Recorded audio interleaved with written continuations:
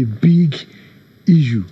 And for us in the Lagos chapter, we started something that we call street food safety.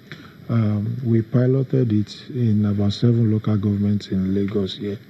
And what we did is we train our members as food safety champion.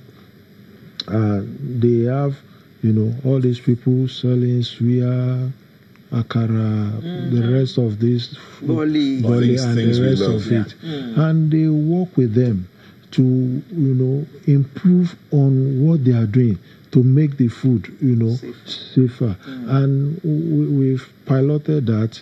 Now we are at the stage of collating the feedback so that we fine-tune and try to scale it up. Hopefully, we expect maybe partnership with governments and maybe organizations like it's yours. It's a good thing you're doing, and part of what you're doing here also, because some people are watching and they're quite interested.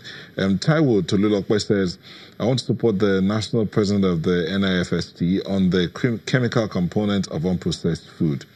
The use of synthetic insecticides to preserve crops should not be encouraged. We can use botanical insecticides to preserve crops to guard against any issues on our health. Then Ajibade Adedakpo says, kindly know that it's not only sniper that is used on beans. He says, I saw these guys spraying more dangerous chemicals on hips of beans at Bodija Market in Ibadan. Yes. And he says, I still can't forget that spot in the market that he's watching from Ibadan. Yes. But maybe he wasn't close enough to know the kind of chemical that was used. But from this now, what can be done to educate those in the market? I mean, you talked about the 7 local governments in Lagos, the street sellers and all. What about those in the market? For instance, Treasure says you should talk about the poisonous plastic rice. How true that is. There was also the video that circulated about plastic fish. Anyway. But some people are scared when they watch some of these videos that go on social media and they hear this kind of conversations. They want to know, what can they do? What should they be checking out for and all of that? I think this takes us back to what my colleague has just said. We all need to become more aware about food safety. That's the number one thing. Report such issues, if you see, to the appropriate agencies. Now, on our own, as an institute and as professionals, we are definitely going the next step. What Lagos chapter has done, we have 10 other chapters all across the nation. Our members have been informed. They've been encouraged to start doing the same. And that will go for even the food coming from the farm. We need to go to the market. There was a year we went to the abattoir as an institute. I was waiting to go to the abattoir to talk about meat. Yeah. It was like a 3-day thing. Apart from helping them with hygiene, we lectured them. We spoke to them on various issues.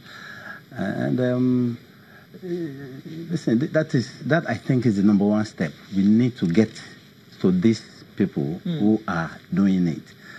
Maybe some of them don't even know that it's wrong. Now, through this, people will get to know. But we as professionals, we are getting out there. We're going out there and we're going to be talking to them. 7 local government out of almost 50, whatever. NAFDAC has written us saying they're going to partner with us. SON is going to partner with us. The police chief, the Commissioner of Police in Lagos State gave us police protection to do this. Now, with such, you are encouraged. So these are some of the steps we are taking. We're definitely going to get to the farmers. But this is not about persecution, right? This is about informing the people. Education. What the mannerism of informing them now is what I want to ask. How do you do this information? Is it leaflets or is it one-on-one conversations? Are you showing them practical as in, okay, see this yam that you have here Teach now. them how to do it correctly. See this, see the difference. The average food vendor, even the bole, I like to eat bole, and if you get there, except that the bole is on fire. Yeah. If they move it out, you see flies, you see all sorts of things. They don't think they need to cover it. That's one. The fruit seller, cut the fruit, flies. Same thing, go to the market where they're selling meat. You feel like not eating meat. So how much can we blame them? Some provision have to be made. We go with our aprons, we go with our leaflets, and the food champions actually stay with them, maybe 1 hour, 2 hours, and walk with them. I'll tell you one good one. There was a piece of akara I ate. I bought it and I took one and I ate, and it was obvious that the oil the woman had used has gone rancid. Now, she doesn't know what rancidity means, but I took my time and I stood there and explained to her. And actually, she confirmed that's the same oil she's been using for the last 5 days. Now, in closing, how safe is the meat that we buy in the market? Well, because we have heard tales about how the abattoirs look and the kinds of practices that go on in those abattoirs. Well, let me just say this. I cannot guarantee that, the meat we buy is safe. Okay. And the problem here is that we have lots of non-professional operating in the food value chain. We have our charter bill awaiting President assent in the passed by the National Assembly. These are some of the things that we need to do to regulate who operates in that sector. Okay.